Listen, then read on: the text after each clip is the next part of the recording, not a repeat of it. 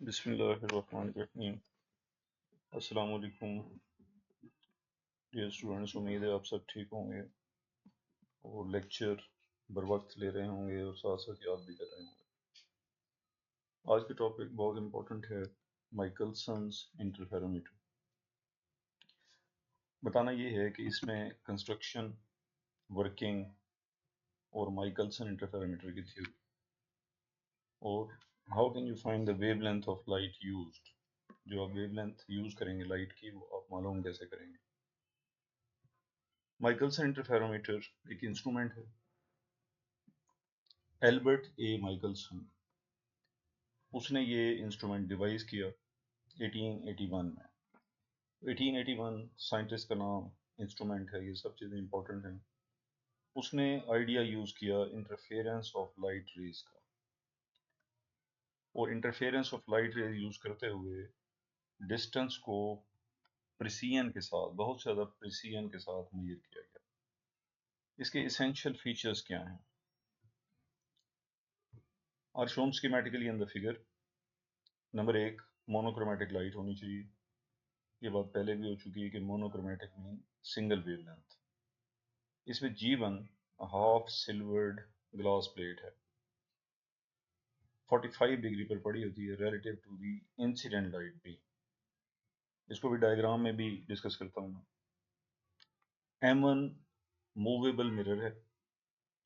It can be moved along the direction perpendicular to its surface by means of a precision screw। इसमें एक screw लगा होता है। ये मिरर M1 है। इस मिरर M1 के ऊपर यहाँ एक नीचे स्क्रू होता है। जब स्क्रू को आप रोटेट करते हैं तो ये ऊपर की तरफ जाना शुरू करता है, यानी रे के परपेंडिकुलर जाएगा, ये दाएं बाएं नहीं जाएगा, ऊपर की तरफ मूव करेगा। M2 एक फिक्स्ड मिरर है। G2 ग्लास प्लेट है। इसे कॉम्पेंसेटिंग ग्लास प्लेट कहते हैं। जैसे ग्लास G1 है वैसे ही ये ग्लास है, ये कॉम्पेंसेटर है। It equalises the path length of beam 1 and 2 in the glass. Glass के अंदर पाथ 1 और पाथ 2 इन दोनों को बराबर करते हैं। डायग्राम में देखें आप, यहाँ पर एक मिरर M1 है, मैं यहाँ से स्टार्ट कर रहा हूँ। एक मिरर M2 है, M2 फिक्स्ड है, M1 मूवेबल है। यहाँ पर देखें 1 लिखा हुआ है, ये पाथ 1 है। ये 2 लिखा हुआ है, पाथ 2। यहाँ पर सोर्स है, ये जो डॉट लगा हुआ है ये सोर्स है। यहाँ से मोनोक्रोमेटिक लाइट इस ग्लास के ऊपर फेंकेंगे जो G1 है। यहाँ पर पड़ने के बाद इसका कुछ हिस्सा रिफ्लेक्ट हो जाएगा अपवर्ड, और इसमें से गुजरने के बाद ट्रांसमिट हो जाएगा G2 की तरफ। फिर G2 पर पड़ने के बाद यहाँ से दोबारा ये मिरर पर पड़ेगा। मिरर पर पड़ने के बाद यहाँ से रिफ्लेक्ट होगा। तो आप देख सकते हैं दो एरो इक्वल और अपोजिट हैं। एक एरो जो राइट साइड पे है ये मिरर की तरफ जा रही है रे, और दूसरा लेफ्ट साइड पे वहाँ से रिफ्लेक्ट होके वापस आ रही है। तो फिर ये दोबारा एरो इस मिरर ग्लास प्लेट से निकलने के बाद ये दोबारा वापस आ रही है। फिर इस पर पड़ने के बाद ये रे इस तरफ आएगी। तो नीचे आई बनी हुई है, इसका मतलब यहाँ से उसको देखेंगे। ये L1 है डिस्टेंस, ये डिस्टेंस L2 है। इनिशियली दोनों डिस्टेंस इक्वल हैं। जो रे 1 इस तरफ जाएगी तो आप देख सकते हैं एरो वापस आ रहा है, इट मीन्स रिफ्लेक्ट होके वापस आ रही है। तो अब चूंकि रिफ्लेक्ट होके वापस आ रही है तो ये रे भी इसी तरफ आएगी।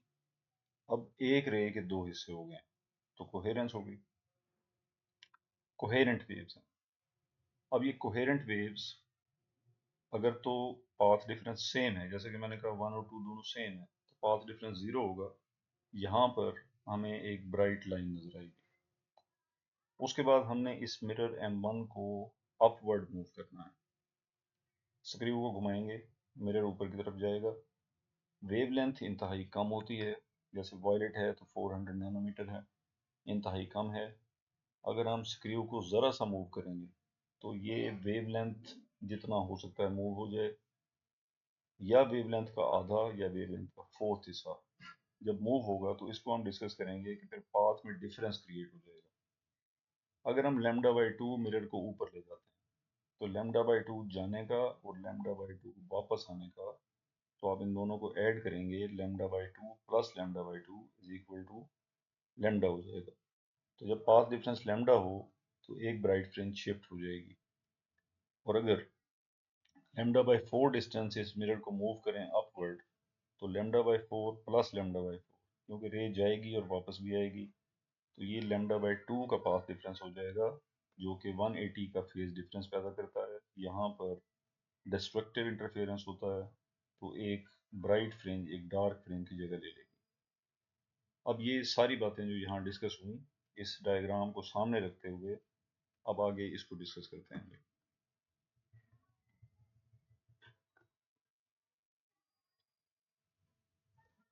Monochromatic light from an extended source falls on half silver glass plate G1 that partially reflects it and partially transmits it. The reflected portion, labeled 1, travels a distance L1 to mirror M1 और वो reflect करता है beam को back toward G1। Plate G1 partially transmit करती है इस portion को, that finally arrives at the observer eye और आखिरकार वो जो मुशाहिदा करने वाला है उसकी आंख तक पहुंचती है। ट्रांसमिटेड पोर्शन बीम का, जिसको लेबल्ड 2 करेंगे, वो डिस्टेंस L2 ट्रेवल करता है टू मिरर M2 और वो रिफ्लेक्ट करती है बीम को दोबारा G1 की तरफ। बीम 2 पार्शली रिफ्लेक्ट करती है, रिफ्लेक्टेड बाय G1, वो भी अराइव करती है ऑब्जर्वर आई के ऊपर।